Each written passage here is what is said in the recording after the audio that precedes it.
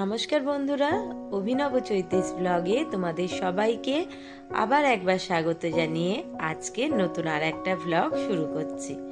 আজকে আমার বাড়িতে মায়ের শক্তি রূপের আরাধনা করবার সুযোগ সাহস দুটোই জোগাড় করতে পেরেছি বলতে পারো।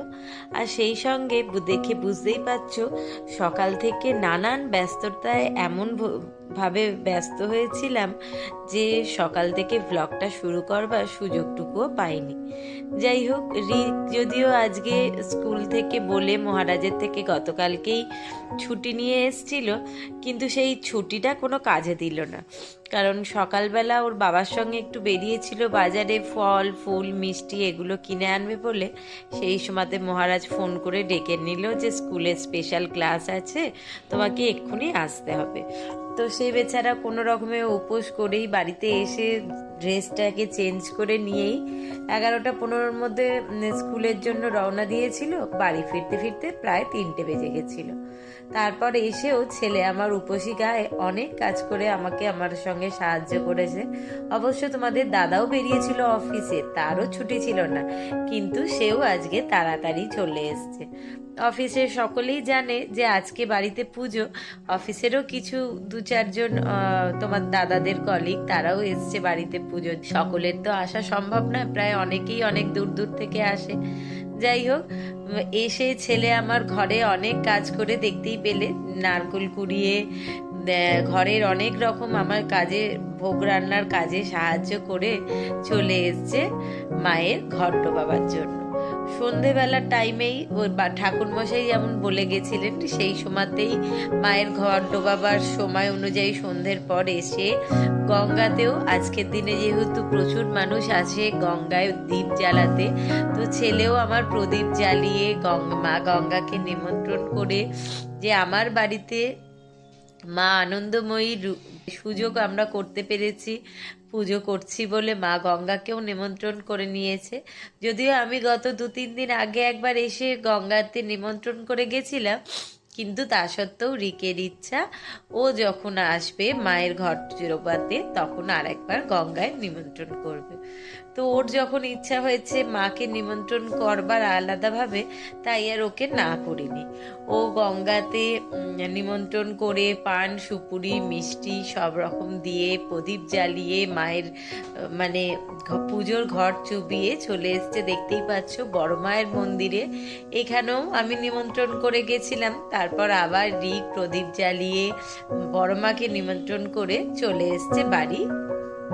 আর সঙ্গে ওর বাবা কাকারা জেঠু সকলেই গেছিল। যদিও ঘড়িতে এখন প্রায় রাত্রি 9:30 মতো বাজে, বামুন ঠাকুর আস্তে আস্তে বলেইছে প্রায় 12টা বাজবে। তো আমারও এখনো সকাল থেকে সন্ধেবেলা থেকে অনেকেই, রিকের বন্ধু, আমার কিছু আত্মীয় স্বজন, তোমাদের দাদার অফিসের কিছু কলিগ সকলে আসছে যাচ্ছে, তাদের সঙ্গে কথা বলা, একটু জল মিষ্টি দেয়া, কারণ এখন তো কাউকেই প্রসাদ দিতে পারবো না, মায়ের পুজো হয়নি। সব রকম করতে এখনো মায়ের পুজোতে দেবার মতো ভোগ রান্না করতে বসানো হয়নি। যদিও আরো ইচ্ছা করেই দেরি করছি, কারণ ঠাকুরমশাই আসবে বলেছে 12টা, ঢুকতে ঢুকতে প্রায় 12:30, পুজো শুরু হতে হতে 1টা তো বাজবেই। আর যতদূর আন্দাজ পুজো শেষ হতে হতেও রাত গড়িয়ে ভোর হয়ে যাবে। সেই জন্যই ও রিক ঘর ডুবিয়ে এসে বলে, ওর ইচ্ছা ছিল যে মাকে যে ভোগে পায়েসটা দেয়া হবে সেটা ও রান্না করবে। ভোগ রান্না, ও ভোগের পায়েসটা রান্না করে ওখানে পুজোর সংকল্পতে বসেছিল। ওদিকে তো দেখতেই পাচ্ছ ঠাকুরমশাই এসে পুজো অনেক দূর এগিয়ে গেছে। ঘড়িতে এখন প্রায় বাজতে যায় রাত্রি 3টের মতো। মাকে চক্ষুদান হয়ে গেছে, সংকল্প করে পুজো শুরু করতে ঠাকুরমশাই বসে পড়েছে। যাবতীয় পুজোর যা নৈবেদ্য, পুজোর জোগাড়, সেগুলো অবশ্য আমার মাসিমণি এসছিল, মাসিমণি সমস্তটা করে দিয়েছে। আজকে সকালবেলা থেকে ঘরের যারা আসবে তাদের জন্য একটু আলাদা রান্নাবান্না সেরে, যত মায়ের ভোগের যে খিচুড়ি রান্না হবে, চচ্চড়ি, আলুর দম, চাটনি, পায়েস, 5 রকম ভাজা, নাড়ু, আরও 2-1টা রকম পদ রান্না করে দেবার ইচ্ছা ছিল, কিন্তু সময়ের মধ্যে কুলিয়ে উঠতে পারিনি বলে এইটুকুনি ব্যবস্থা করেছি। সমস্ত কাটা ধোয়া পরিষ্কার করে গুছিয়ে রেখে ঘরদোর পরিষ্কার, ঠাকুরের এখানে যাবতীয় যা লাগবে সেগুলো লিস্ট মিলিয়ে আনা হয়ে গেছে নাকি ডবল করে চেক করে নেওয়া, যেটুকু বাকি ছিল সেগুলো আনতে দেয়া, মোটামুটি সমস্ত কাজ গুছিয়ে করে ফেলা সত্ত্বেও রিক একটা করে ফেলেছে বড় ভুল। আসলে বিকেলবেলা ওই বলেছিল যে যে দাদার কাছে আমরা ফুলের অর্ডার দিয়েছিলাম, উনি বলেছিলেন যেহেতু সারা রাত পুজো হবে তাই ফুলটা রাত্রি বিকেল করে এসে নিয়ে যেতে। রিক গেছিল ফুলটা লিস্ট মিলিয়ে নিয়ে আসতে, কিন্তু যেটা ভুল হয়েছে, আজকে তো অনেকের বাড়িতে প্যান্ডেলেই পুজো, সেই সঙ্গে ক্লাবগুলো তো আছেই, তো যে ফুলওয়ালা দাদার থেকে আমরা ফুল নিই তার কাছে ভালোই ভিড় ছিল। রিক সব রকম মালা ফুল হিসেব মতো মিলিয়ে নিয়ে এসছে ঠিকই, কিন্তু যেটা আসল হোমের বেলপাতা, পুজোর বেলপাতা, সেই বেলপাতাটাই আনতে একেবারে ভুলে গেছে। যদিও অসুবিধা তেমন হয়নি, মায়ের কাছে মানে মায়ের পুজোতে তো কোনো রকম বাধা বা কোনো রকম বিঘ্ন আসাটাই অসম্ভব ব্যাপার। মা তো নিজের পুজোর জোগাড় উনি ওনার মতন করে ওনার ভক্তদের দিয়ে করিয়ে নেন, এটা আমাদের সকলেরই জানা। ও তোমাদের দাদার যে সমস্ত বন্ধুরা ছিল, দাদা সকলে মিলে আবার রাত্রিবেলা তখন ওই 3:30 মতো বেরিয়ে পড়েছিল পাড়ায়। 2-4 জনের বাড়িতে যাদের বেল গাছ আছে তাদের বাড়িতে গিয়ে গাছ থেকে বেল পাতা পেরে নিয়ে এসে মায়ের পুজোর বেলপাতা, হোমের বেলপাতা সমস্ত রকম জোগাড় হয়ে গেছে। আর এদিকে যেহেতু রাত করে বসিয়েছিলাম, প্রায় 11টা 11:30 বেজে গেছিল ভোগ রান্না বসাতে, তাই শেষ হতেও বেশ রাত হয়েছে। তো ঘড়িতে প্রায় এখন 3:30 মতো বাজতে যায়। এদিকে আমার পুজোর মোটামুটি আলুর দম, খিচুড়ি, চচ্চড়ি, 5 রকম ভাজা, নাড়ু পাকানো সমস্ত কিছু হয়ে গেছে। চাটনিটা হয়ে গেলেই শেষ হবে। রিক শুধু পুজোর মাকে দেয়ার ভোগের যে পায়েসটা, সেটা ওর করবার ইচ্ছা ছিল, আগেই বললাম, সেটা ও করে কমপ্লিট করে নিয়েছে। তো এখন মায়ের যে সমস্ত ভোগ রান্নাগুলো করে উঠতে পেরেছি সেগুলো আস্তে আস্তে মায়ের আর বাবার দুজনের আলাদা থালাতে তুলে ঠাকুরের কাছে নিয়ে যাব প্রসাদ নিবেদন করবার জন্য।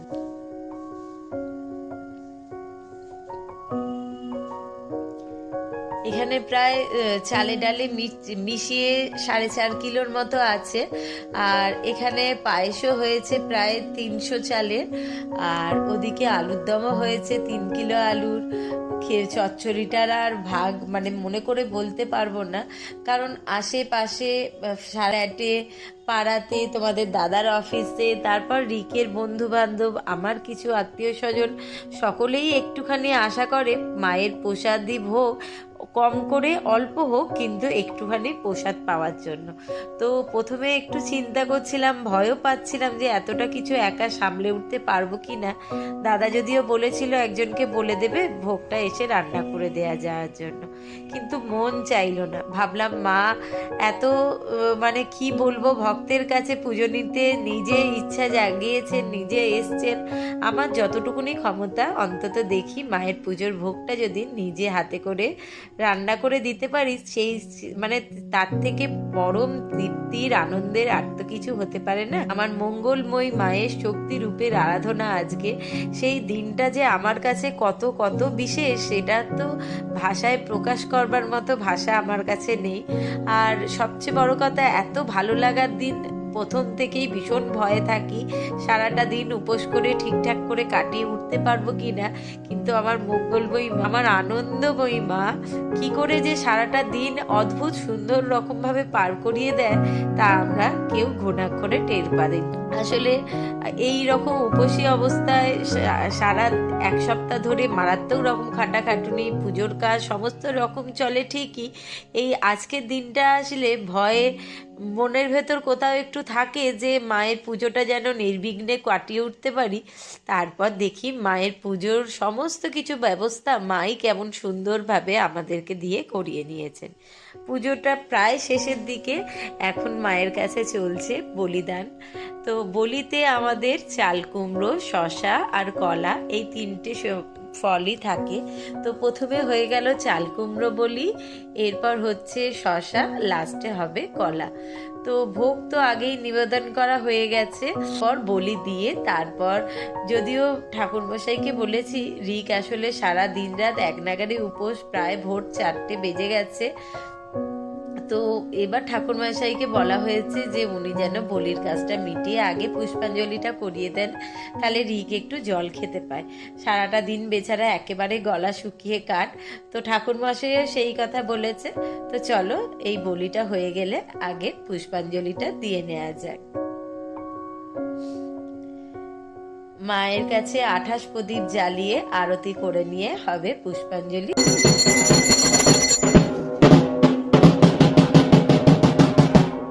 রবাস্ফরে নমস্তে চিত্তবাসিনী ঈশং সচন্দনম গন্ধপুষ্পম পুষ্পাঞ্জলি সাগুল বাহন সপরিবারায় সহিতায় শ্রীমন মহাকাল ভৈরব সহিত শ্রীমন দক্ষিণ কালিকা যুগল।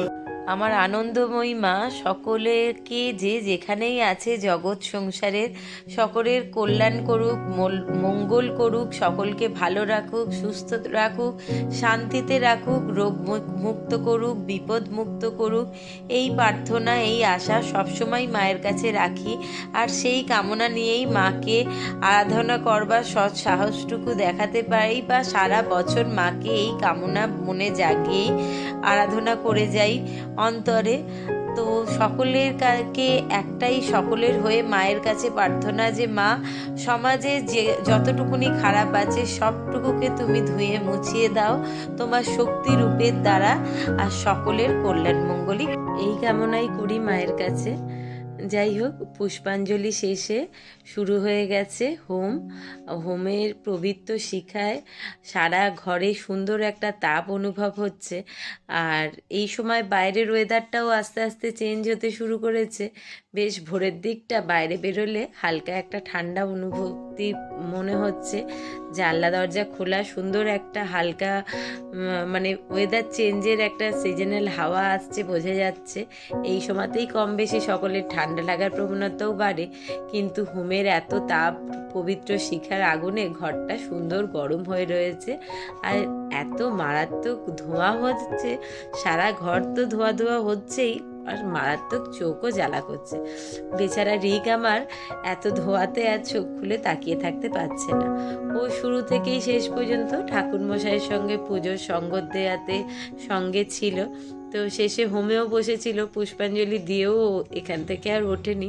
বললো যখন হয়েই গেছে, হোমটুকু হয়ে পুজোটা শেষ হয়ে যাক, তখনই একেবারে যাব, গিয়ে জল খাবো একটু। এত ধোঁয়া হয়েছিল ঘরে, চোখ জ্বলে সকলেরই প্রায় একদম জ্বালা করতে শুরু করে দিয়েছিল। আমরা তো সকলেই বাবা মা করছি, কিন্তু যেহেতু ঠাকুরমশাইয়ের এই তো রোজকার অভ্যেস, তাই ওনার তেমন কিছু হচ্ছে বলে দেখে বোঝা যাচ্ছে না।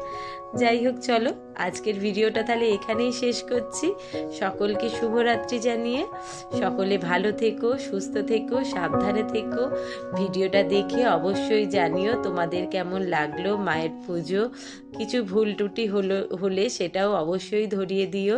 ভিডিওটা ভালো লাগলে অবশ্যই একটা লাইক করো, কমেন্ট বক্সে তোমাদের মতামত জানিও, বন্ধু বান্ধবের সঙ্গে শেয়ার করো।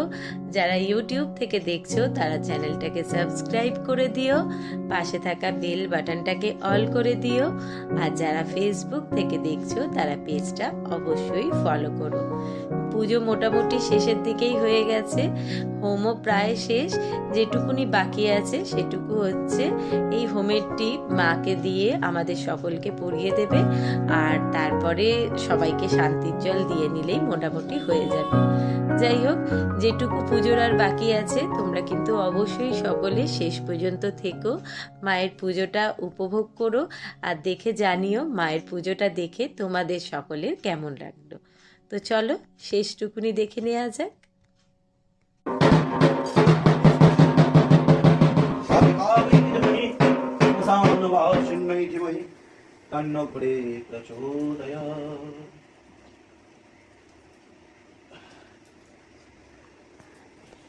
শান্তি জল মহাভামতে পরিষিবরারো ব্যক্তি শান্তি জল দিচ্ছ।